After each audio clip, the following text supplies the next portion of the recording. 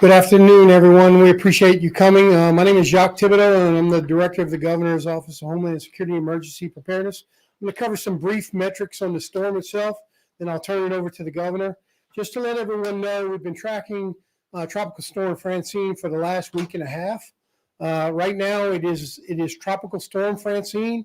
We do anticipate that it will go to Category 1 Hurricane Francine by tomorrow at around 7 p.m. We also anticipate that at landfall, based on the information we're getting from the National Hurricane Center, as well as from Jay Grimes internally to GOHSEP, that it could possibly rise from a Category 1 to a Category 2 storm. Most likely what we're looking for is heavy rain along with localized flooding of 7 to 9 inches over a 12-hour period once the storm makes landfall. And then the most dangerous aspect of the storm, if it approaches land and then slows down and pushes storm surge. The good news is the storm metrics have gone from movement of 5 miles an hour in the advisory at 1 o'clock to now 4 p.m. It's moving 7 miles an hour. We do anticipate that this will be a mid-afternoon to late night landfall. So that brings a specific element. We would ask everyone to stay off the roads and remain vigilant as you move, as you're at home. Pay attention to what's going on. We also would like to remind everyone that you may experience power outages. And then one of the things most concerning to us in GOHSEP is generator safety. So if you have a power outage, we remind you to use your generator in the proper fashion. If you have a question about how to use your generator, you can go to getagameplan.org, and to follow the metrics of the storm, along with all the road closures, you can go to virtualla.la.gov. With that being said, I will now turn it over to the Governor for his comments. Thank you, Jacques. I want to thank both the Insurance Commissioner who's here today and the Speaker of the House who joined us, as well as the other members of the Cabinet that are here today. Today, we issued a statewide declaration of emergency. This will allow that resources will give us an opportunity for resources to begin to flow. I spoke to Administrator Deanne Cresswell, the FEMA administrator, earlier this morning. We have requested a pre-landfall presidential declaration already. We want everyone in the state to be cautious and vigilant, as Jacques said. We don't want to downplay this event, but we also do not want people to panic. We are putting out the best information possible. We have our state climatologist who is working 24/7, pushing information about what he predicts is going to happen with this storm. We want everyone to go to their hurricane preparation plans that they should have. We've been putting PSAs out all summer long. Again, you can go to getagameplan.org. There's great information there as well. You have to know the risks for your area and listen to your local officials. We have already begun initiating conference calls with all of our parish partners and state agencies. Tomorrow, we're going to have a unified command group meeting with the entire cabinet and statewide officials. The steps that we've already taken, GOHSEP has been monitoring this storm development over the past 8 days in conjunction again with our state climatologist, Jay Grimes. They have begun conference calls with the National Weather Service since Saturday.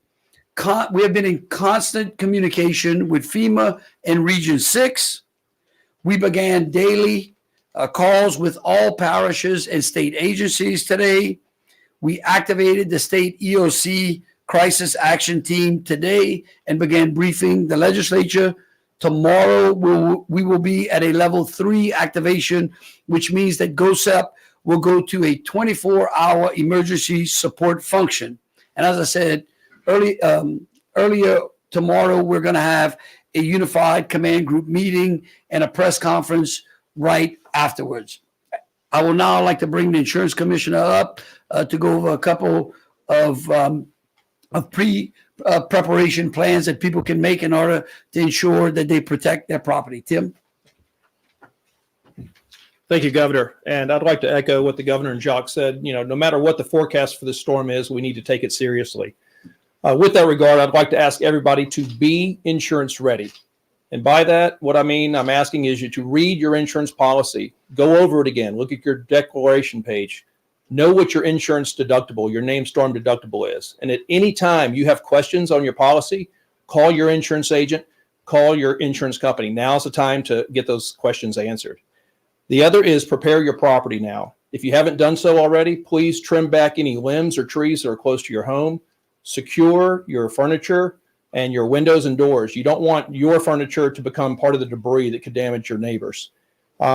Take photos of your inventory, not just the inside, not just your contents, but also the exterior. It's a better way to document if you do have damage. Make copies of your policy and your insurance agent's phone number, your insurance company's phone number. Take those with you and make that part of your evacuation plan. And then finally, once it is safe to return, if your home does have damage, make sure and document it. Take more photos, but also mitigate any future damages. Tarp your roof if you have damage there.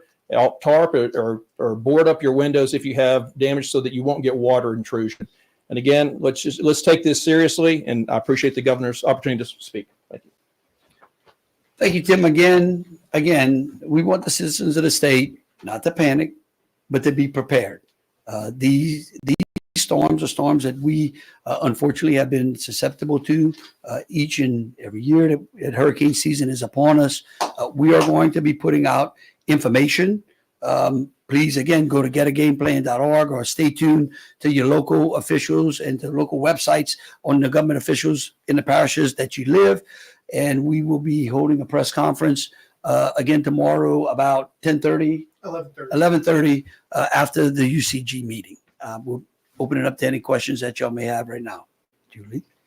Can you guys tell us where you think the main part of the state that might be affected by the storm is? And can you also, are you opening any public evacuation centers at this point?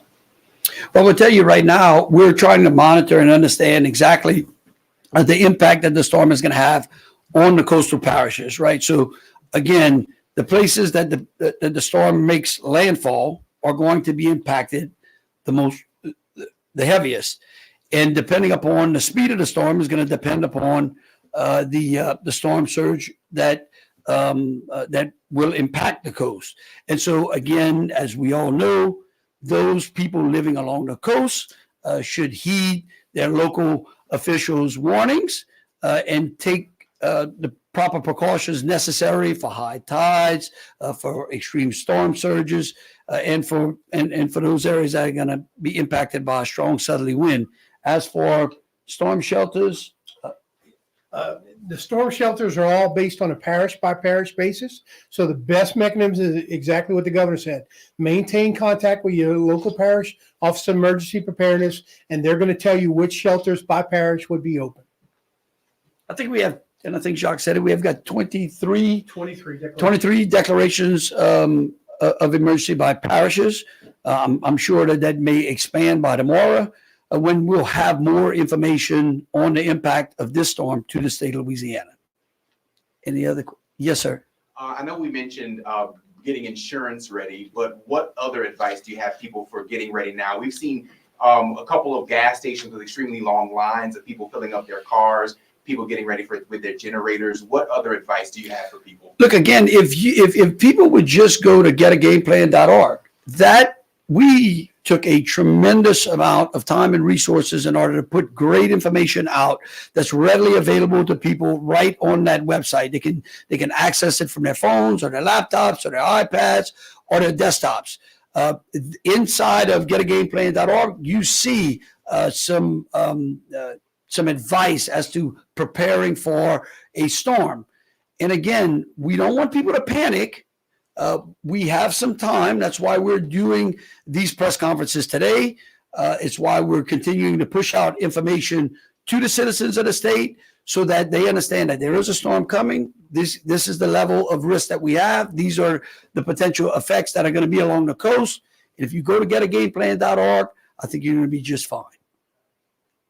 So is that the point where are we just selling this website, this app? Is that No, I think that, no, because look, we have put a tremendous amount of resources and information on it. Again, I could go here and go through that website with you, but that might take us 60 seconds. In 12 hours, everyone's going to forget that. If you remember, getagameplan.org, and you go to that website, if you forget something, there you will find all of the information necessary to prepare your property, to prepare your home, to prepare yourself for this type of emergency. Chuck, is there anything No, we might have missed on it? Sir, it comes down to all the information that we have in the emergency management cycle we provide on the app to modernize ourselves as an agency. Everywhere across the board, when you tell someone how to work an app, they know exactly what to do. So that's why all the information is in a one-stop shop. It's very good, very impressive. And as the governor said, we spend a lot of time tailoring it from the person's standpoint that's out there just worried about what happens. And we don't get any revenue over the clicks. We just save lives. More questions? I have a question. Yeah, Have you had to evacuate any nursing homes or hospitals or medical facilities? we have, I'm glad you asked that question. We were just in consultation with LDH. We will be issuing an executive order that will put in place certain measures that nursing homes will be able to take in order to ensure that we don't have any negative impact on nursing homes along the coastal parishes. Yes, ma'am. So that's an additional executive order that's forthcoming. Yes, that's an additional executive order that the Surgeon General will be putting out. We'll be signing. We're drafting it as we speak. He'll put it out, and we'll make sure that y'all get the information on it as soon as possible. All right. Yes, one last question. Yeah. Hey, Governor, invariably when a storm is sort of not really downplayed per se, but as you and the insurance commissioner both alluded to, you need to be ready, you need to be ready to go. But if there's a mandatory evacuation and somebody does not adhere to it, and invariably people are loath to get in that bumper to bumper traffic and possibly run out of fuel, is there a penalty for that? Look, here's what I'm going to tell you. We are going to continue to ask the people of Louisiana as a whole to pray for all of those first responders that are going to have to be placed in harm's way because of this storm. And it is important that people adhere to the warnings that their local officials put out. By adhering to those warnings, then guess what? You end up saving lives as well. So we do not want people to get to wait to the last minute, to get on the road, to run out of fuel.